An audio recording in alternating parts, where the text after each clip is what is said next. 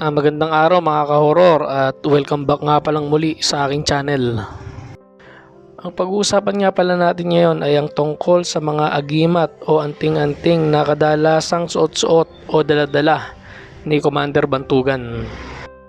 Disclaimer lang mga ka-horror, hindi ko sinasabing 100% akong sigurado sa mga agimat o anting-anting na ginagamit ni Commander Bantugan, pero ito ay base sa mga video na kanyang in-upload sa YouTube or Facebook na nakikita kong suot-suot niya o dala-dala.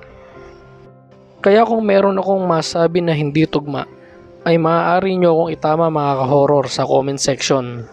So tara mga ka-horror at simulan na natin ang video. Kung ikaw ay yung tipo ng tao na mahilig sa mga agimat o anting-anting, ay siguradong kilala mo kung sino si Commander Bantugan. Siya ay nakilala sa larangan ng gamutan at lalo pang ang naging tanyag ang kanyang pangalan dahil sa testingan niya ng kanyang mga agimat. Na kung saan, ang mga testingan niya ng agimat ay mapapanood sa kanyang YouTube channel at Facebook page. Naging mas maugong pa ang testingan ng agimat ni Commander Bantugan nang magkaroon siya ng limusan ng mga agimat na kung saan ay kung ikaw ay nagmamay-ari ng anting-anting o agimat ay ipatetesting mo ito kay Commander Bantugan at kapag ka ito ay pumasa ay may kalakip itong malaking halaga.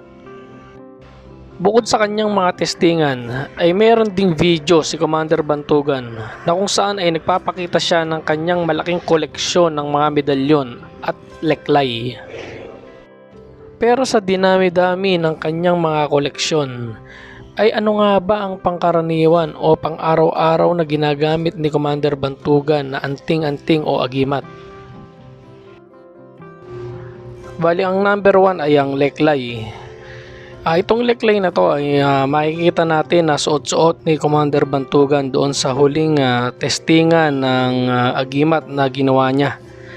At ito rin marahil yung leklay na in-explain niya nung siya ay nag-live sa kanyang Facebook page na kung saan ipinakita niya ang dalawang leklay at in-explain niya kung ano ang bisa nito. So itong leklay na ito ay tested na ni Commander Bantugan.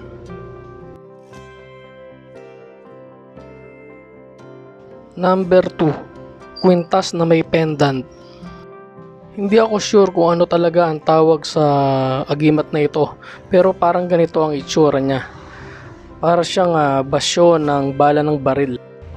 Ang agimat na ito ay pinakita ni Commander Bantugan sa isang testingan ng agimat na kung saan si Commander Bantugan ay nakulitan sa isang nagpapatesting ng agimat.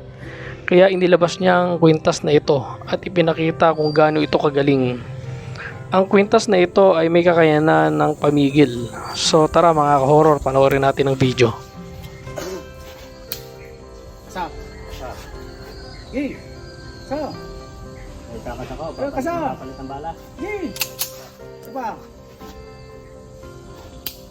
Sapa. Amer, yung ano? Sapa. Sa karga. Kasa. Kasa. Patok. Yak.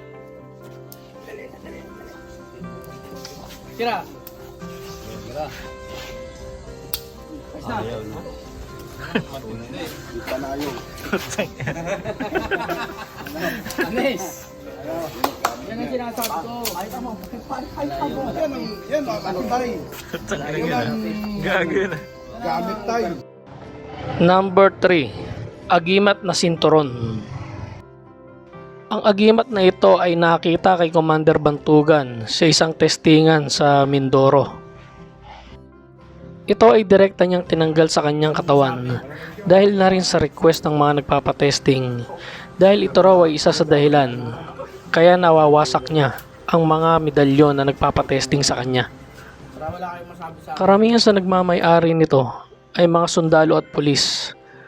So talagang magaling ang agimat na to na pangontra sa bala. Number 4, agimat na panyo. Hindi ako sigurado kung talagang panyong agimat ang hawak ni Commander Bantugan. Nagbase lang ako sa isang video niya na kung saan itinesting niya ang panyong bigay ng matanda sa kanya. Talagang makalasang nga. Parehas kasing pulang sisidlan ang pinaglalagyan nito. Narito nga yung video. Tara panoorin natin. Kasi ang sinasabi nila, firing.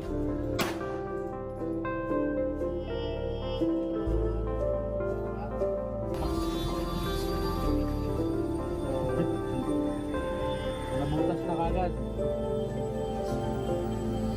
Nabutas na kagad yung pula. Bagay, tingnan natin.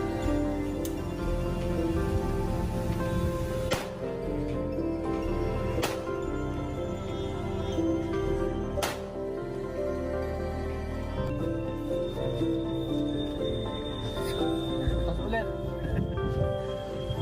No? Butas na ulit. Yan muna. So, ito yung ginagawa natin. Tingnan natin yung loob kasi butas-butas na siya dito sa labas. Tingnan natin.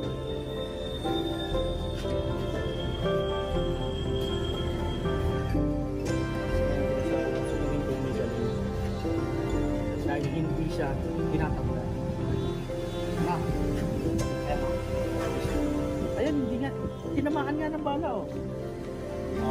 Tinamaan ng bala, oh, pero hindi na ano. Kita nyo? Hindi siya napuno. So, ayan. Mas okay siguraduhin natin.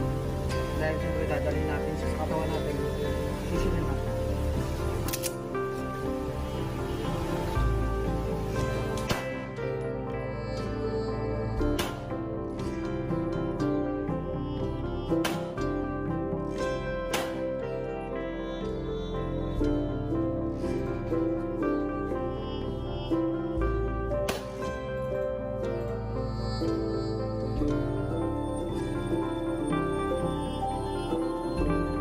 Saan ka pa?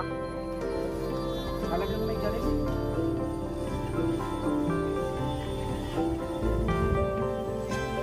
Talagang magaling. Magaling talaga. Walang pagkakita.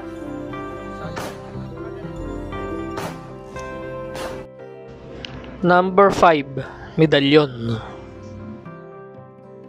Siyempre, hindi mawawala sa listahan ng medalyon. Mapatestingan, gamutan, o kahit sa live video ni Commander Bantugan ay makikitang suot niya ito. Malaki rin ang interes ni Commander Bantugan sa medalyon, kaya ito ang madalas niyang tinetesting pagdating sa limusan. Hindi rin matatawaran ang koleksyong medalyon ni Commander Bantugan dahil sa dami nito at puro antigo. Marahil ay mayroon pang ibang agimat o anting-anting na ginagamit si Commander Bantugan na hindi natin nakikita. Pero isa lang ang nakakasigurado ako. Ang mga agimat na ito ay mayroong pangkalahatang proteksyon at pangkalahatang swerte na ibinibigay kay Idol Commander Bantugan. Baka meron pa kayong napansin na agimat o anting-anting na wala sa video mga ka-horror. I-comment down below nyo lang mga ka-horror para maidagdag natin sa mga susunod na video. Hanggang dito na lang mga ka-horror at samahan nyo kaming muli sa mga susunod pa naming mga video. Maraming salamat po.